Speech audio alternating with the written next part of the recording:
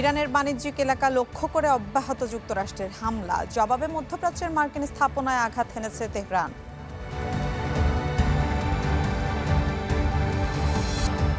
Rakhine উপকূলে অভিবাসন প্রত্যাশীদের নৌকাডুবি, অন্তত 500 জনের প্রাণহানির শঙ্কা, অধিকাংশই রোহিঙ্গা ধারণা জাতিসংঘের।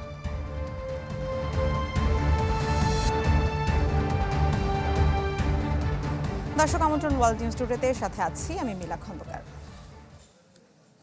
ইরানে অব্যাহত যুক্তরাষ্ট্রের আগ্রাসন, রাতভর দেশটির বন্দর আব্বাস, কেশম দ্বীপ, চাবাহার সহ বেশ কিছু গুরুত্বপূর্ণ এলাকায় হামলা চালিয়েছে ওয়াশিংটন। অন্যদিকে ইরান হরমুজ প্রণালীকে নিজেদের রেড লাইন উল্লেখ করে সতর্ক করেছে, দেশটির অবকাঠামোতে হামলা হলে আঞ্চলিক স্থাপনাগুলো লক্ষ্যবস্তু হতে পারে। একই সময়ে কুয়েত, বাহরাইন ও জর্ডানে মার্কিন স্থাপনায় হামলার দাবি করেছে তেহরান।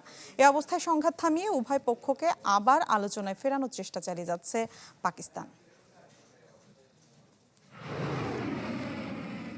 যুক্তরাষ্ট্র যেন পণ করেছে টানা হামলায় ইরানকে বিপর্যস্ত করার। প্রায় এক সপ্তাহ ধরে প্রতি রাতেই ইরানের বিভিন্ন সামরিক বেসামরিক স্থাপনায় করা হয়েছে বোমাবর্ষণ।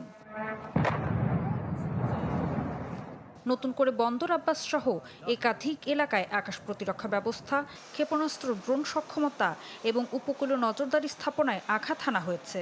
ইরান সংবাদ মাধ্যম বলছে, তেহরান, কেশম দ্বীপ, চাবাহার, সেমনান সহ বিভিন্ন এলাকায় বিস্ফোরণের শব্দ শোনা গেছে। ইরানের সাথে যুক্তরাষ্ট্র ভালোভাবে এগোচ্ছে। ৪৭ বছর আগে ইরানের বিরুদ্ধে এই পদক্ষেপ নেওয়া উচিত ছিল। ইরান এখন সমঝোতা করতে চাইলেও শেষ পর্যন্ত আলোচনা হবে নাকি যুক্তরাষ্ট্র সামরিক পদক্ষেপে এই বিষয়টি শেষ করবে তা সময়ই বলে দেবে। হামলার পরই আরও কঠোর অবস্থান নিয়েছে তেহরান। ইরানের সামরিক মুখপাত্র ব্রিগেডিয়ার জেনারেল ইব্রাহিম জেলফাঘারি সতর্ক করে বলেছেন, যুক্তরাষ্ট্র যদি ইরানের অবকাঠামোতে হামলা চালায় তাহলে পুরো উপসাগরীয় অঞ্চলের অবকাঠামোই ইরানের হামলার লক্ষ্যবস্তুতে পরিণত হবে। পাল্টা জবাবে কুয়েতের আলী আল সালেম বিমান ঘাঁটি, বাহরাইনের শেখ ইসা এয়ারবেস এবং জর্ডানের আল আজরাক ঘাঁটিতে ড্রোন ও ক্ষেপণাস্ত্র হামলা চালিয়েছে ইরান। তাদের দাবি, এসব হামলায় মার্কিন বাহিনীর রাডার, যোগাযোগ ব্যবস্থা, জ্বালানি স্থাপনা এবং কমান্ড সেন্টার লক্ষ্যবস্তু ছিল। জর্ডানের সেনাবাহিনী জানিয়েছে তারা 8টি ইরানি ক্ষেপণাস্ত্র ভূপাতিত করেছে, আর বাহরাইন বলছে তাদের আকাশ প্রতিরক্ষা ব্যবস্থা ইরানের হামলা প্রতিহত করেছে। এদিকে উত্তেজনা প্রশমে আবারও কূটনৈতিক উদ্যোগের কথা জানিয়েছে পাকিস্তান। ইসলামাবাদ বলছে, গত মাসে স্বাক্ষরিত সমঝোতা স্মারকের ভিত্তিতে যুক্তরাষ্ট্র ইরানকে আবার আলোচনায় ফিরিয়ে আনতে কাজ চালিয়ে যাবে তারা।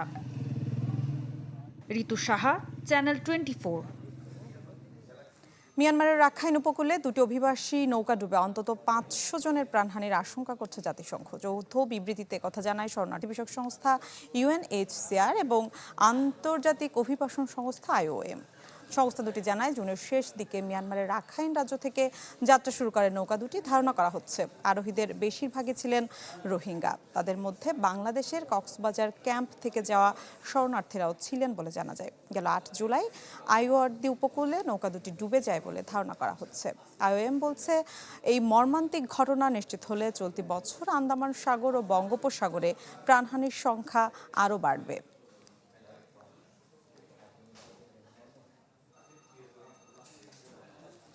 যুক্তরাষ্ট্রের রাজনীতিতে এখন আলোচনায় গণতান্ত্রিক সমাজতন্ত্রীরা। নিউ ইয়র্ক, ওয়াশিংটন ও কলোরাডোর কংগ্রেস প্রাইমারি ও মেয়র নির্বাচনে সমাজতান্ত্রিক সংগঠন ডেমোক্রেটিক সোশ্যালিস্ট অফ আমেরিকা বা DS এর জয় জয়কার।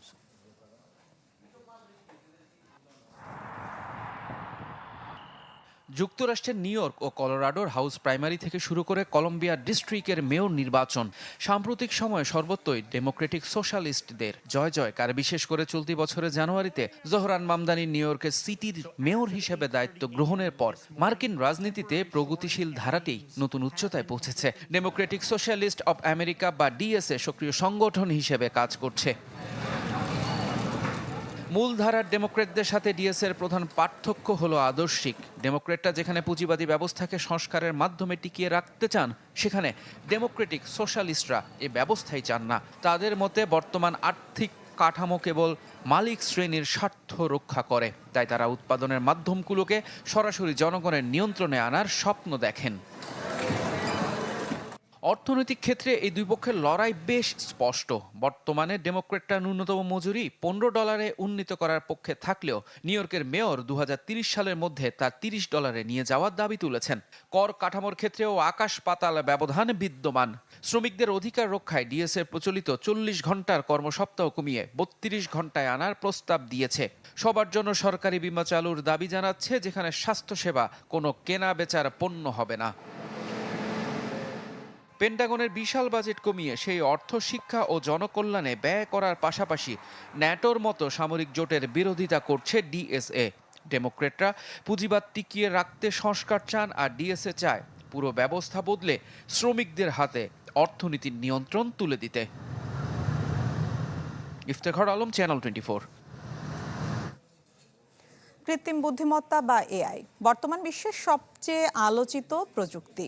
মানুষের কঠিন সব কাজ যেমন নিমিষেই হচ্ছে সহজ, তেমনি সন্ত্রাসী কর্মকাণ্ডেও বাড়ছে এর ব্যবহার। যুক্তরাষ্ট্রের সাম্প্রতিক এক গবেষণা বলছে, জঙ্গি গোষ্ঠীগুলোর পুরনো পদ্ধতিগুলোকে আরও নিখুঁত ও ভয়ঙ্কর করে তুলেছে এআই। ডিপফেক ভিডিও দিয়ে প্রোপাগান্ডা ছড়ানো থেকে শুরু করে হতাশাগ্রস্ত তরুণদের মগজ ধোলায়। জঙ্গিদের নতুন হাতিয়ার এখন এই প্রযুক্তি। সাম্প্রতিক সময়ে কৃত্রিম বুদ্ধিমত্তা যেন আলাদিনের চেরাগের দৈত্য। কঠিন সব কাজ হুকুম মাত্রই হয়ে যাচ্ছে সহজে। জীবন যেমন হচ্ছে সহজ, তেমনি মুদ্রার অপর পিঠে ধীরে ধীরে এআই এর মডেলগুলো সন্ত্রাসবাদের দুনিয়ায় ভয়াবহ কোনো মারণাস্ত্রের জন্ম দিচ্ছে কিনা এ নিয়ে আলোচনাও চলছে দীর্ঘদিন থেকে। যুক্তরাষ্ট্রভিত্তিক গবেষণা প্রতিষ্ঠান centre for strategic and international studies CSIS এর সাম্প্রতিক গবেষণা বলছে, সন্ত্রাসী বা জঙ্গিরা সাধারণত কোনো নতুন প্রযুক্তি উদ্ভাবন করে না, বরং হাতের কাছের সহজলভ্য প্রযুক্তির সর্বোচ্চ ব্যবহার করে। ফলে ধারণা করা হচ্ছে, রাতারাতি নতুন কোনো হামলার ধরন তৈরির বদলে সন্ত্রাসীদের পুরনো পদ্ধতিগুলোকেই আরও নিখুঁত করবে এই প্রযুক্তি। বিশ্লেষকদের মতে এআই এর সবচেয়ে বড় প্রভাব পড়বে প্রোপাগান্ডা ছড়ানো এবং নতুন সদস্য সংগ্রহে। জেনারেটিভ এআই ব্যবহার করে খুব সহজেই নিখুঁত অডিও, ভিডিও বা ডিপফেক তৈরি করা যাচ্ছে। কোনো সন্ত্রাসী হামলার পর ভুয়া সংবাদ উপস্থাপক দিয়ে মিথ্যা খবর ছড়িয়ে মানুষের মধ্যে আতঙ্ক ও দাঙ্গা উস্কে দেয়া এখন সময়ের ব্যাপার মাত্র। আফগানিস্তানে হামলার পরও এমনটাই দেখা গেছে। পাশাপাশি আরেক অভিনব শঙ্কার কথা উঠে এসেছে CSIS এর গবেষণায়। প্রতিষ্ঠানটির মতে, হতাশাগ্রস্ত তরুণদের মগজ ধোলাই করতে এআই চ্যাটবটকে হাতিয়ার হিসেবে ব্যবহার করতে পারে উগ্রপন্থীরা। ভার্চুয়াল বন্ধু বা পরামর্শদাতার ছদ্মবেশে এই চ্যাটবটগুলো একজন সাধারণ মানুষকে উগ্রবাদে উদ্বুদ্ধ করতে পারে। গবেষণায় আরও জানা যায়, বড় পরিসরের চেয়ে ছোটখাটো হামলার পরিকল্পনায় এআই রাখছে বড় ভূমিকা।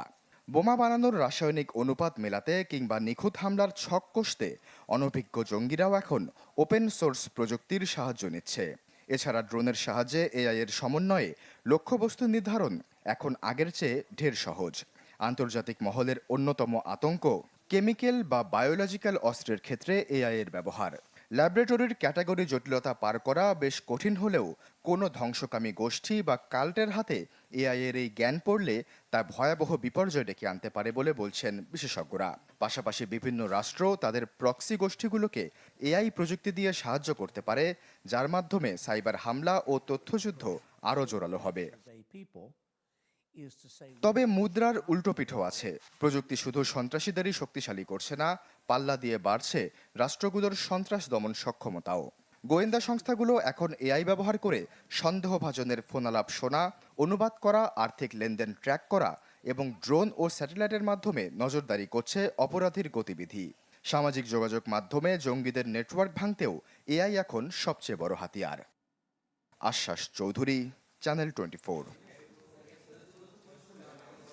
ভারতের শিক্ষাবিদ ও সমাজকর্মী সোনম ওয়াংচুকের অনির্দিষ্টকালের অনশন ঘিরে উদ্বেগ বাড়ছে। 59 বছর বয়সী ওয়াংচুক টানা 19 দিন ধরে শুধু লবণ মিশ্রিত পানি খেয়ে অনশন চালিয়ে যাচ্ছেন। এতে তার ওজন প্রায় 9 কেজি কমেছে এবং চিকিৎসকদের মতে তার শারীরিক অবস্থা দ্রুত অবনতির দিকে যাচ্ছে। শিক্ষা ব্যবস্থা সংস্কার এবং মেডিকেল ভর্তি পরীক্ষায় প্রশ্ন ফাঁসের ঘটনায় শিক্ষামন্ত্রী ধর্মেন্দ্র প্রধানের পদত্যাগের দাবিতে সংহতি জানিয়ে তিনি অনশন করছেন। ওয়াংচুককে অনশন ভাঙার আহ্বান জানিয়েছেন ভারতের বিরোধী রাজনৈতিক নেতা, শিক্ষাবিদ, শিল্পী ও অভিনেতা সহ বিভিন্ন মহল। এদিকে তার শারীরিক অবস্থার অবনতির পরিপ্রেক্ষিতে দ্রুত চিকিৎসা নিশ্চিতে দিল্লি হাইকোর্টে আবেদন করা হয়েছে। তবে এখন পর্যন্ত অনশন ভাঙতে অস্বীকৃতি জানিয়েছেন সোনম ওয়াংচুক। আন্দোলনকারীরা বৃহস্পতিবার গণ অনশন এবং আগামী 20 জুলাই পার্লামেন্ট অভিমুখে পদযাত্রার কর্মসূচি ঘোষণা করেছে।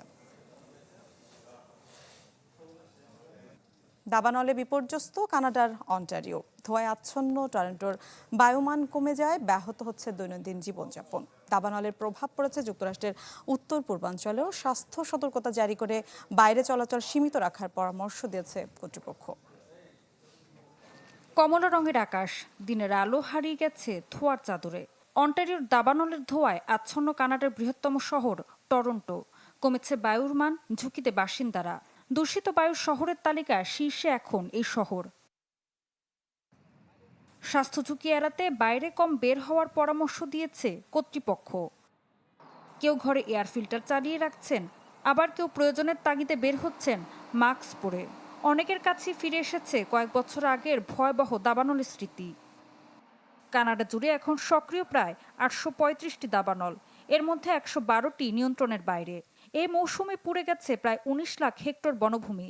দাবানলের ধোঁয়া সীমান্ত পেরিয়ে পৌঁছে গেছে যুক্তরাষ্ট্রের মিনেসোটা, মিশিগান, গ্রেট লেকস অঞ্চল, নিউ ইয়র্ক ও নিউ জার্সিতে। বিশেষজ্ঞদের আশঙ্কা, বায়ুর মান আরও খারাপ হতে পারে।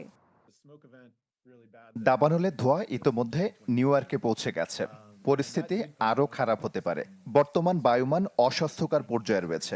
বৃহস্পতিবার তা আরও বেশি বিপজ্জনক স্তরেও পৌঁছে যেতে পারে। এদিকে উত্তর আমেরিকার মতোই তীব্র তাপপ্রবাহে পুড়ছে ইউরোপ। স্পেনের দক্ষিণাঞ্চলের দাবানলে প্রাণ গেছে অন্তত 13 জনের। আগুনে পুড়ে গেছে বিস্তীর্ণ বন ও কৃষিজমি। ফ্রান্স ও পর্তুগালেও একের পর এক দাবানল নিয়ন্ত্রণে লড়ছেন দমকল কর্মীরা। ঋতু সাহা, চ্যানেল 24। দর্শক, ইউরোপের তাপপ্রবাহের খবর জানবো ফ্রান্স থেকে। আমাদের সাথে যুক্ত হচ্ছেন সহকর্মী আহসান হাবিব। হাবিব, গেল কয়েক সপ্তাহ ধরেই তীব্র তাপপ্রবাহের কবলে ফ্রান্স। কি অবস্থা? নতুন করে নিহতের কোনো সংখ্যা বেড়েছে কিনা, সেই সাথে জানাবেন যে দাবানল পরিস্থিতিরও বেশ অবনতি হয়েছে উত্তরাঞ্চল এবং দক্ষিণাঞ্চল দুই প্রান্তেই। জানাবেন সেখানকার সব মিলে কি অবস্থা দেখছেন। মিলা, এক কথায় যদি বলি যে প্রাকৃতিক যত ডিজাস্টার বলে সব এখন ফরাসিরা মোকাবেলা করছে। প্রথমত হলো যে এবার তৃতীয় ওয়েভ, যেটা তাপ প্রবাহ চলছে। দ্বিতীয়ত হলো দাবানল 3টি এলাকা থেকে বিস্তীর্ণ বিস্তারিত 3টি থেকে এখন 5টি এলাকায় ছড়িয়ে পড়েছে। পাশাপাশি আরেকটি বড় সমস্যার সম্মুখীন হয়েছে ফরাসিরা, সেটা হলো খরা। এই তাপ প্রবাহের কারণে নদীর পানি শুকিয়ে যেয়ে খরা তৈরি হয়েছে, যে এই সময়টাই তারা ফসলের জমিতে কাজ করে থাকে এবং সেইটা তারা করতে পারছে না, এবং পানি ব্যবহারের উপর পরিবেশ মন্ত্রী বিধিনিষেধ আরোপ করেছে।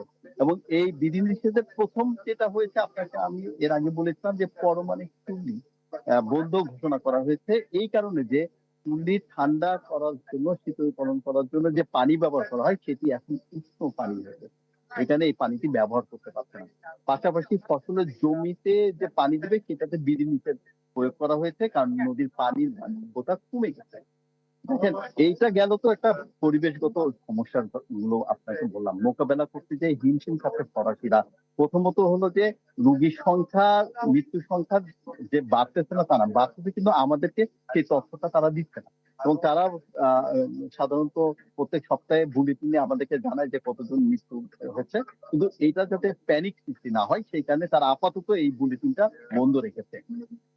দ্বিতীয়ত হলো যে দাবানলে কোনোভাবেই এত তাপপ্রবাহের কারণে পুরো মাঠ এবং জঙ্গল, যেগুলো ফসলের জমি, সবগুলো এত সুস্থ হয়ে আছে যে কোনো একটা বারুদের টুকরা লাগলেই সেখানে আগুন ধরে যাবে এবং দাবানলের সৃষ্টি হবে। এবং এই কারণে এখানকার প্রশাসন, পুলিশ থেকে শুরু করে সেনাবাহিনীকে কাজে লাগাচ্ছে এবং 5,000 দমকল কর্মী, আপনি কল্পনা করতে পারবেন না, তারা দিন রাত প্রত্যেকটা জায়গায় তারা পাহারা দিচ্ছে, পাশাপাশি আগুন ধরলে নিভাচ্ছে।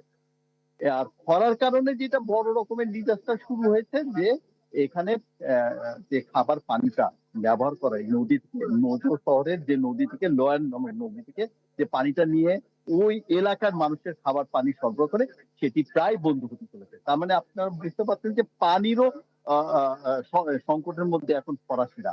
আর পাশাপাশি এই দাবানলের কারণে একটা বড় রকমের ক্ষতির সম্মুখীন হয়েছে, যে যে অঞ্চলগুলোতে ট্রান্সফরমার থাকে সেইগুলোতে আগুনের কারণে সেগুলো বন্ধ করে করা হয়েছে, এবং এই ট্রান্সফরমার বন্ধের কারণে প্রায় আমরা সর্বশেষ জেনেছি 700 পরিবার এখনো অন্ধকারে বসবাস করছে। মানে ভয়াবহ দিন সামনে আরো আছে, এবং তাপমাত্রার পারদ কিন্তু বাড়ছে, এবং এটি এই সপ্তাহে আবার 40 ডিগ্রিতে উঠবে, যেটা এখন কিছুটা আমার কিছুটা হয়তো মেঘলা দেখছে, এই মেঘলার কারণে আরো বেশি গরমের অস্বস্তিকর দেখছে। এই ছিল মিলা আমার কাছে সর্বশেষ পরশুদের ওই তাপমাত্রা। জি হাবিব, ধন্যবাদ আপনাকে। দর্শক, ফ্রান্স থেকে সহকর্মী আহসান হাবিব আমাদের সাথে যুক্ত হয়েছিলেন। জবরদস্তি করে বাংলাদেশের সাথে বাণিজ্যিক চুক্তি করবে না ইউরোপ, এমনকি দেয়া হবে না হুমকি ধমকিও, বরং বন্ধুত্বের সম্মানে অংশীদারত্বকে এগিয়ে নেওয়া হবে। এসব জানালেন ঢাকার ফরাসি দূত মার্ক সেরেশার্লে। বলেন, নির্বাচনের পর বাংলাদেশের সাথে কাজ করতে মুখিয়ে আছেন তাদের দেশের ব্যবসায়ীরা।